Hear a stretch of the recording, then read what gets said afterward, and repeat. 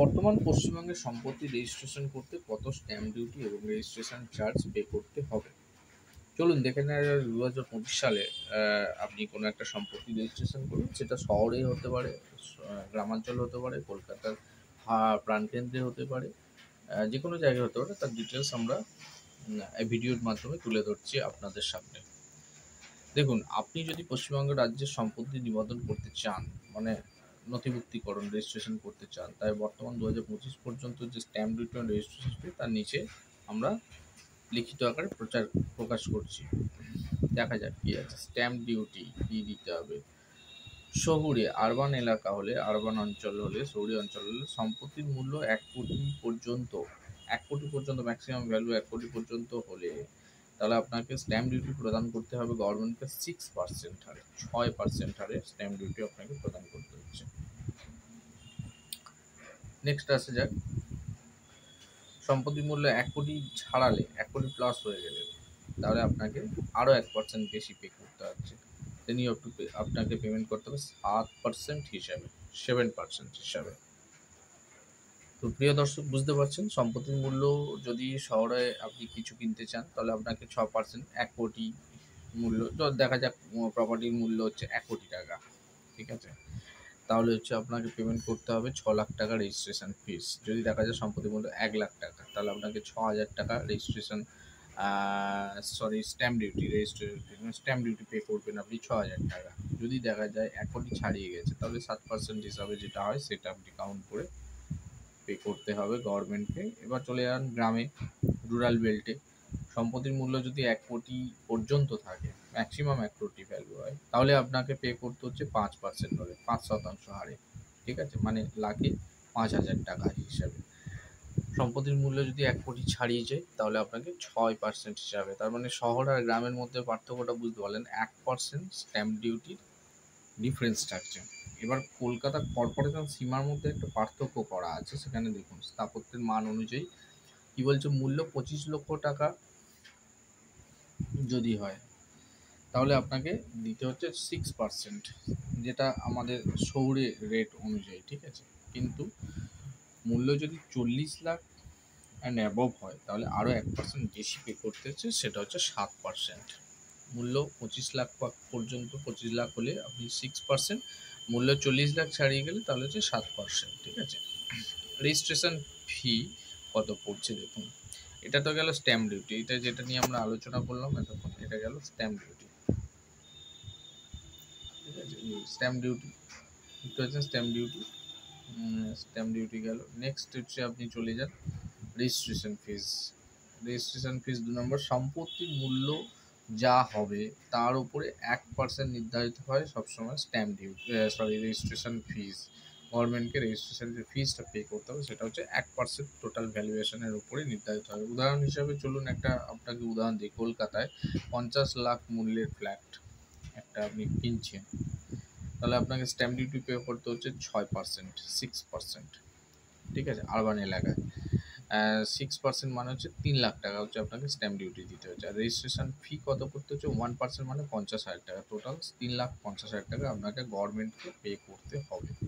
গ্রামীণ এলাকায় যদি হয় 35 লাখের সম্পত্তি, দেখা যাক স্ট্যাম্প ডিউটি 5% হিসাবে, 35 লাখের সম্পত্তি স্ট্যাম্প ডিউটি দেখা যাচ্ছে 5%, তাহলে 1,75,000 টাকা আপনার দেখুন 5% হলে 35 লাখের উপরে 1,75,000 টাকা আসছে, মানে লাখে 3,500 টাকা করে, সরি 5,000 টাকা করে, লাখে 5,000 টাকার 5%, 1,05,000 টাকার হিসাবে 35 লাখে 1,75,000 টাকা। রেজিস্ট্রেশন ফিস ওই 1%, 35 লাখ সম্পত্তির ভ্যালু যদি হয় তাহলে 1% 35,000 টাকা আপনাকে পে করতে হচ্ছে। টোটাল পে করবেন কত, 2,10,000 টাকা। এগুলো কিন্তু গভর্নমেন্ট ফিস, ঠিক আছে, গভর্নমেন্টকে আপনাকে দিয়ে দিতে হবে, এর এগেনস্টে আপনি রিসিপ্ট পাবেন।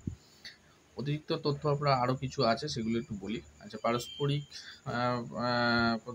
মুক্তির ভিত্তি হিসাবে কি বলছে, স্ট্যাম্প ডিউটি এখন থেকে সুপার বিল্ড আপ নয়। আগে কিন্তু সব সুপার বিল্ড আপে কাউন্ট হতো, এখন কার্পেট এরিয়ার উপর নির্ধারিত হয়। এই পরিবর্তিত, এটা চেঞ্জ হয়েছে এফেক্ট ফ্রম জানুয়ারি 17, 2024। 2024-এর 17 জানুয়ারি থেকে এটা কার্যকর হয়েছে এবং সার্কেল রেটের পরিমার্জন মধ্য দিয়ে স্ট্যাম্প হ্রাস ও বৃদ্ধি উভয়ই হয়েছে।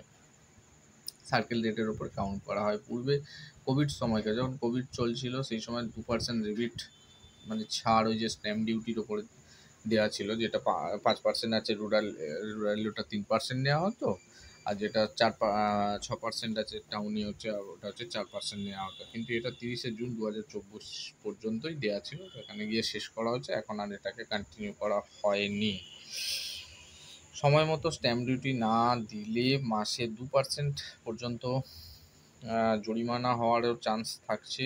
দেরিভিত্তিক পরিমাণ মানে চার্জেস লাগতে পারে, সেই চান্সটা থাকে। অনলাইন পেমেন্ট আপনি করতে পারেন WGRIPS WB West Bengal registration পোর্টালে গিয়ে আপনি স্ট্যাম্প ডিউটি পেমেন্ট করে চালান রিসিপ্ট ডাউনলোড করে নিয়ে সেটা পে করতে পারেন, রেজিস্ট্রেশন ফিস ইত্যাদি ডাইরেক্ট পে করতে পারেন। আচ্ছা, নেক্সট চলে আসুন। এখানে হচ্ছে জিসটা কি দাঁড়াচ্ছে তাহলে, এলাকা উদ্দেশ্য সম্পত্তি মূল্য স্ট্যাম্প ডিউটি রেজিস্ট্রেশন ফিস। শহুরে এলাকায় কি হচ্ছে, 1 কোটির কম হলে 6% স্ট্যাম্প ডিউটি রেজিস্ট্রেশন ফি 1%। শহরে এলাকায় যদি 1 কোটির বেশি হয় তাহলে 7% দিতে হচ্ছে আর 1% রেজিস্ট্রেশন ফিস। গ্রামীণ এলাকা হচ্ছে 1 কোটি সম্পত্তির মূল্য 1 কোটির কম যদি হয়, সমান 1 কোটির সমান বা তার কম হলে তাহলে 5% আর 1% স্ট্যাম্প ডিউটি সবার জন্য 1%। এই রেজিস্ট্রেশন ফিস সবার জন্য 1%, স্ট্যাম্প ডিউটিটা কমা বাড়া হয়। আর গ্রামীণ এলাকায় 1 কোটির বেশি ভ্যালু হয়ে গেলে তাহলে আপনাকে 6% স্ট্যাম্প ডিউটি দিতে হচ্ছে, 1% রেজিস্ট্রেশন ফিস দিতে হচ্ছে। কর্পোরেশন এলাকায় কলকাতা কর্পোরেশনের 25 লাখ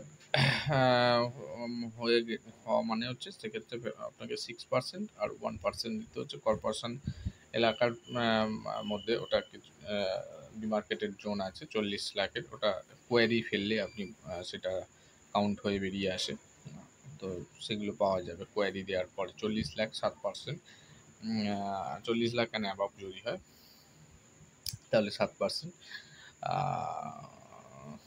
1% হচ্ছে আপনার পড়ছে হচ্ছে রেজিস্ট্রেশন কস্ট, রেজিস্ট্রেশন ফি 1% আপনাকে পে করতে হচ্ছে। তো এবারে দেখুন সতর্কতার পরামর্শ, আপনি যদি আপনাকে কী করতে হবে, পুরো তথ্য সঠিক দিতে হবে। সেক্ষেত্রে সার্কেল রেট এবং এগ্রিমেন্ট ভ্যালু যেটা বেশি তার উপরে হিসাব করেই এই স্ট্যাম্প ডিউটিটা অলরেডি কোয়ারিতে বেরিয়ে আসে।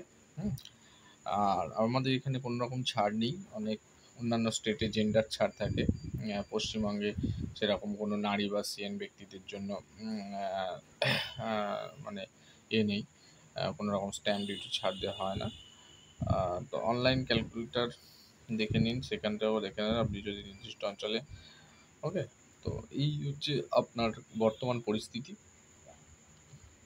আমি আপনাকে বিস্তারিত জানালাম স্ট্যাম্প ডিউটি কী পে করতে হচ্ছে। এবার আপনি আপনার নিজের সম্পত্তির ক্যালকুলেশন নিজেই করতে পারবেন। এগুলো গভর্নমেন্ট ফিজ আমি আলোচনা করে দিলাম।